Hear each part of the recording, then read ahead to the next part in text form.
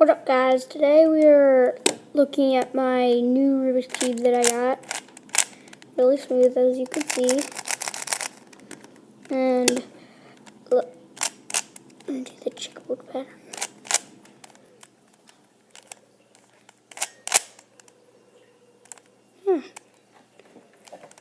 Checkerboard pattern.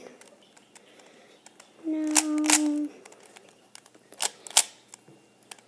back. Shout out to JR Cuber. And pretty cool. Can't actually solve it yet, but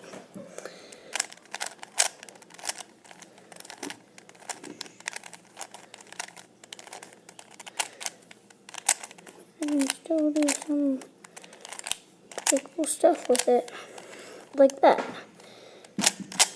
And yeah, it's just a video, my Rubik's Cube. My hand's getting tired right now.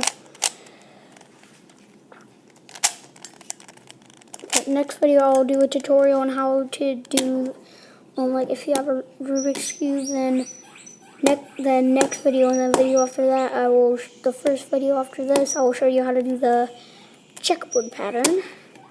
And next video, I'll show you my cube collection. Alright, bye guys.